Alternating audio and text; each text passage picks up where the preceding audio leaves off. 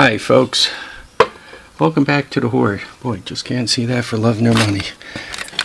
There you go. So, I gotta tell you, it's hot. When it gets this hot, Harvey doesn't move that fast. Sorry about that.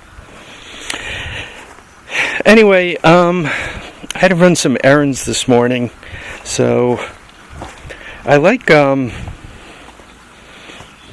to kind of do a half a road trip out of it. So what I did is I took a run up to Kingston. And the reason why I do that is I go to Sam's up there, and then P&T Surplus is up there. I'm able to buy gasoline without ethanol for my car up there. So, or the lawnmowers. So I kind of like to go up there. It is a little bit of a ride for me, but I think it's worth the trouble. So anyhow, I went to my favorite place, P&T Surplus, and I picked these things up. There's, 5 of these smaller ones. And then there's 3 of these big guys. Right? And you might ask, what do they do for a living? I think, don't know, but I think they were kind of used to cover up these type of things in the winter, especially if you had ventilation type equipment in them, like for a steel building, for covering fans and so forth. Because you do want to cover them up, but you also want to leave some air to go through. Anyway, that's my theory. I might be right, I might be wrong. You guys could correct me. So, well, I kind of got a package deal with everything, so I'll show you the last thing I got, and then we'll talk about the price. So once again, 3 big guys, and the big guys are like 2x4, and the little guys are like 2x3. Yeah, I think that's about right.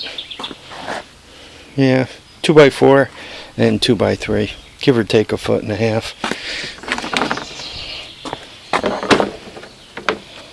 Yeah, that's probably it, like exactly. So there's those. Why did I bring those home? I want to use those to be able to cover like all-terrain vehicles and so forth. Right, the old. Right, I can tie them down on the handlebars through here, and tie them down on the back through there, and flip it around so the water drains off better, and it just keeps, stuff drier. And once again, that was the small one. The interesting thing I found up there was this Conrail, and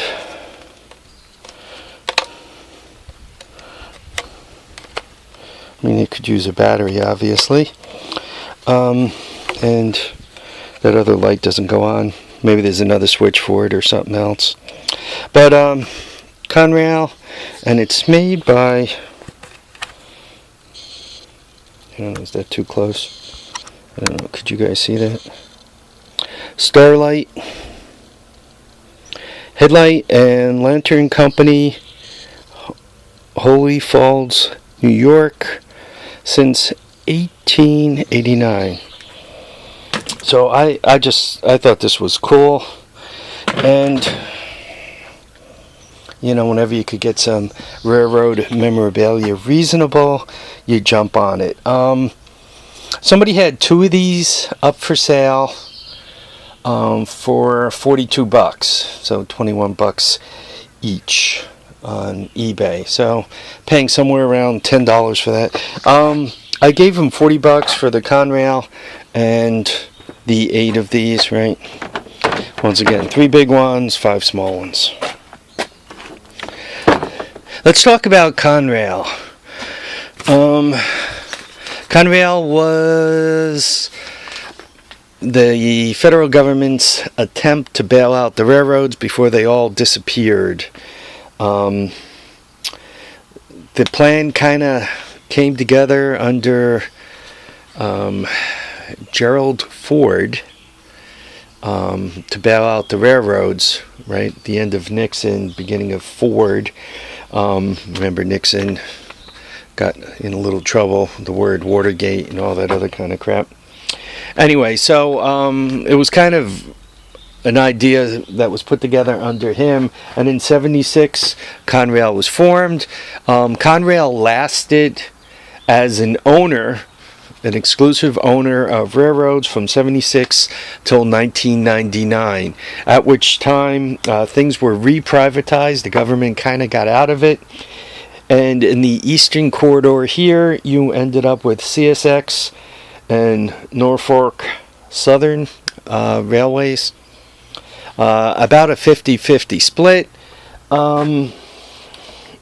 I've kind of read it and looked at it, and perhaps I don't completely understand what they're saying, but I think Conrail at this point is really 50% owned by CSX and 50% owned by Norfolk Southern. And what they do is, I guess some of the tracks are shared.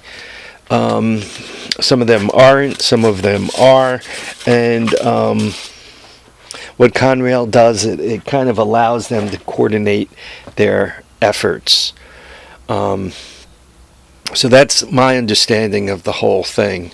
I mean, if you want to get into the deep dark web, you can find out that, you know, Conrail was actually the beginning of FEMA camps and all the other great stuff. So if anybody's really bored, you could go out and read that stuff, right? You know, Obama was born in '61, and he put Conrail together in '76 at the tender young age of 15, so that we can have FEMA camps. Anyhow, yeah, the some of the stuff you find out there is really pretty cool. Anyway, folks, I want to thank you all for watching and commenting and subscribing. Remember to keep your feet down, keep your heads up, and please, please get out there and enjoy all your days. Bye now, folks.